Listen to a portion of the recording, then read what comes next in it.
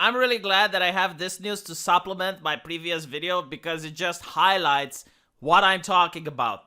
Do you remember a couple of years ago, not that long, like 5 years ago, whenever you would have a gaming company like Ubisoft announce something, everyone was excited, everyone was going on and see, all right, what are they bringing? What new games are they making? What new technology are they using? And now, it is so bad that it's not just me that's talking like an idiot. It's like thousands, tens of thousands of people are disliking this. Tens of thousands of people are disliking what corporations are doing, and they're not getting a hint because they're not listening to us. It used to be that the customer would voice concern, and then the people with the megaphone, the media, would amplify those concerns so the company can hear it. Nowadays, that link is broken. So you have like the media saying something else that the customers don't like, and the developers are like, yeah, let's do more of that. And then they walk away in shame. This is their shame. They are being shamed by us. 22,000 people wiggle their finger at Ubisoft from beyond their computer screen and went, shame on you, Ubisoft! Shame! Honestly, we should bring back shaming. It used to exist in society when you'd see something that was out of the ordinary, something that was abnormal, another word that we need to bring, and people would shame you. So you go and you meditate on what you have done.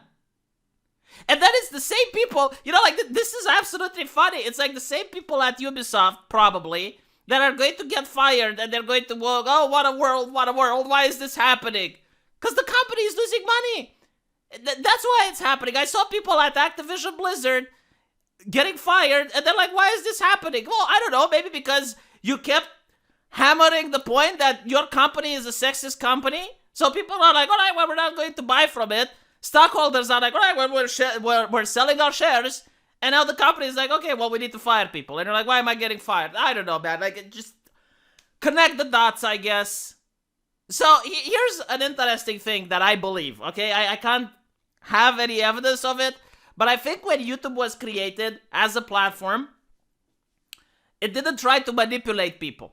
Like, the search result would actually give you what you're searching for, and the platform was created in order to rate a particular video to make sure that people know if it's a good video or not. So the dislike button, I genuinely think that it's connected to the core system, which is why they can't remove it. Like, the dislike button is something that's essential to the way YouTube works. So if a video gets disliked to oblivion, then the channel itself gets affected. So the channel itself is going to be less recommended if it's getting one video that has like 1 million dislikes. And that's why they're probably hiding the dislikes. That's why they don't like it. It's not just because it tells people that something is bad, but it's also because it might actually affect how the algorithm works. So probably why these companies, they keep deleting videos that have a lot of dislikes. So Ubisoft has delisted its announced trailer for the Quartz platform. The video detailing the company plan to add non-fungible tokens to its games was posted on the YouTube channel, and it received over 16,000 votes, which 804 were likes and 15,000 were dislikes. So apparently the video got delisted, but it can still be viewed by people with a link. And at the time of the writing, it's now 23,000 interactions, which most of them are dislikes. So only 4% of viewers like the video. Yikes. NFT are unique, non-interchangeable units of data stored in a digital ledger, which users can buy and sell. So the first platform for playable and energy-efficient NFT in AAA games. Yeah, congratulations. The first platform that managed to get so many dislikes. Why don't they even communicate with what the players want? And if you're going to do something that the players don't like, for example, microtransactions, right? Like, no one is happy with those. Like, why do you make it a big thing? Why do you make it a big advertisement? Like, people don't like microtransactions, but they put up with it. So just shut the fuck up and don't make like a big brand thing. It's like, hey, brand new, exciting, more expensive microtransactions. Are you hyped? Do you like this? Click the like button and subscribe. Is it? How out of touch must you be with the market?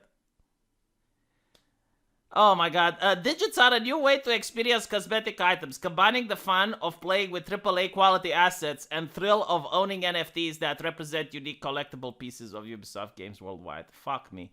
Each digit has its own serial number, which can be viewed by other players in the game, and comes with a certificate of ownership. Yes, exactly what I'm thinking when I'm playing video games. I need to start my own business. I need to start trading into stocks. I'm sorry, NFTs, which are energy free. Go fuck yourself. You know, like here's an idea. I know this is revolutionary. How about you just create a good fucking game? How about that? Maybe you wouldn't need to milk people of money with DLC and microtransactions and NFTs and whatever other bullshit you're coming up with. Maybe you wouldn't need to do any of that if it was just making a good game. I mean, seriously, like, look at The Witcher, right? The Witcher doesn't have multiplayer. It had some DLC, but it was free. And then it had some big expansion packs, which people bought, and it had a lot of content. It actually added a lot to the story. Like, some of the expansion packs were really great. And it made a lot of money. It made so much money. Before Cyberpunk, CD Projekt Red, and it was like one of the best companies that gamers cared about. You know why? Because people cared about the brand. And sometimes the brand is actually more important than anything else. So because of that, people just bought The Witcher, made the company a lot of money. They didn't have to use all these unhanded tactics with DLC and other bullshit. So just do that. Just try that. Just make a good game, for the love of God. How difficult must it be? People have been making good games for decades. Only recently did they stop. Because I guess it's the corporatization of video games. It's like putting games on an assembly line, caring more about the ideology than you care about the gameplay, caring more about what the press thinks than what your customer thinks. Like, all of these things add up. And then, like, blatantly milking people of money. It's like, that is the reason why people dislike lawyers. It's because they keep milking you of money. They find ways in order to take more and more and more from you. So people dislike them. Why are you trying to be like lawyers, Ubisoft? Why are you trying to be... And by the way, I remember, like, the previous Ubisoft TOS where apparently if you live stream a video game and your mom walks behind you, then... they have permission to use your mom's face in whatever advertisement they want. I'm not kidding. I even made a video about that. Yeah, like if you're streaming, they get to own your face. So for example, if they want to make a commercial, I'm not saying they have, but if they wanted to and they wanted to use your face, well, you consented the moment you streamed their game. It's like, how out of touch are you? Like, you're a multi-million, probably billion-dollar company, right? Just give some money to the people you're using their faces on. You think, well, why is that so hard? Anyway, let me know what you guys think, and I'll see you in the comment section. Take care.